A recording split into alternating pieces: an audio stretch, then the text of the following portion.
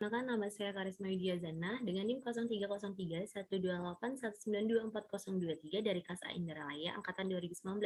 Di sini saya akan menjelaskan tentang sodium bikarbonat dalam mata kuliah perancangan pabrik kimia. Adapun agenda presentasi saya itu ada data komoditi, bandingkan proses, blok diagram, dan deskripsi proses, dan terakhir kapasitas pabrik. Untuk data komoditi sodium bikarbonat, seperti yang tertera, yaitu dengan nama lain soda kue, biasanya dimanfaatkan pada industri farmasi, industri pangan, kosmetik, plastik, dan tekstil. Untuk sifat fisik dan kimianya bisa dilihat di layar. Selanjutnya perbandingan proses pakten.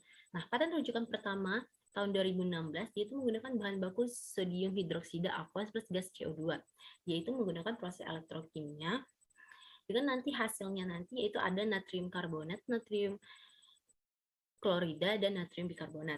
Untuk paten yang kedua oleh Devin tahun 2020 yaitu menggunakan bahan baku trona yang mengandung sodium sesquit karbon.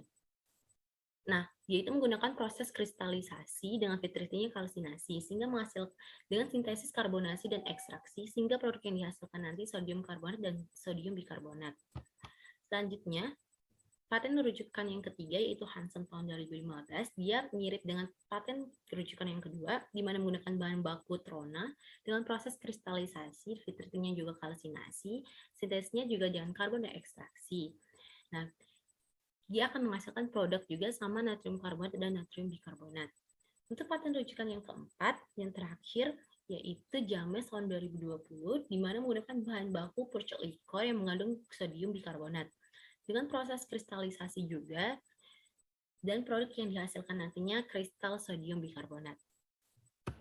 Untuk blok diagram, di mana biji trona itu sebagai feed bakal masuk ke proses feed treating ditambahkan yaitu proses kalsinasi ditambahkan air sehingga larut sehingga terbentuklah nanti sodium karbonat dalam bentuk larutan atau cair. Masuk ke unit purifikasi bakal difilter sehingga menghasilkan filter sodium karbonat yang akan masuk ke unit kristalisasi 1. Pada unit kristalisasi 1 bakal ditambahkan dengan gas karbon dioksida, terjadi reaksi karbonasi sehingga terbentuklah aqueous sodium bikarbonat suspension. Setelah itu terjadi mixing point dengan solid enriched slurry dari unit separasi 2 yang akan masuk ke unit separasi 1, di mana akan terjadi pemisahan purchok likor dan sodium bikarbonat wet solid, di mana sodium bikarbonat wet solid akan masuk ke unit pengeringan sehingga nanti yang dihasilkannya itu sodium bikarbonat produk. Nah, pada unit separasi 1, purchok likornya itu akan dibagi menjadi 2, yang satunya masuk ke tiling pond, yang satunya lagi masuk ke unit kristalisasi 2. Pada unit kristalisasi 2 akan terbentuklah kristal slurry, di mana kristalisasi slurry aliran pertama akan masuk ke unit pendinginan dengan penambahan cooling water, sehingga terbentuklah cold crystal slurry yang akan masuk di recycle ke unit kristalisasi 2 tadi. Nah, untuk aliran yang kedua, kristal slurry-nya itu akan masuk ke unit separasi 2, sehingga terbentuklah solid enriched slurry yang akan direcycle untuk masuk ke unit separasi 1, dan yang satunya lagi yaitu clarified stream, di mana akan masuk ke unit kristalisasi 2.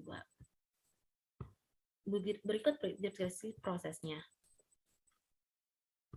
Nah, untuk kapasitas pabrik, kami mendapatkan kapasitas data nilai ekspor dan impor sodium bikarbonat dari sumber BPS Go ID, di mana impornya lebih besar daripada ekspor. Untuk prediksi impor dan ekspor berapa tahun yang akan datang menggunakan perhitungan regresi dan pendapatan laju pertumbuhan.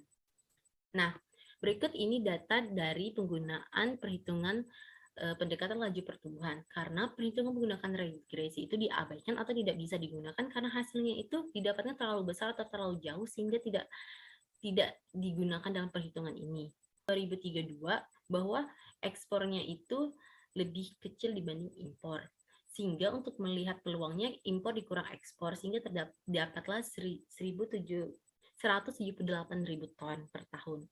Saya mengambil 60% dari peluang sehingga dapat disimpulkan kalau kapasitas pabrik yang akan dibangun tahun 2032 yaitu 110.000 ton per tahun. Mungkin sekian presentasi dari saya. Jika ada salah saya mohon maaf. Saya tutup dan terima kasih.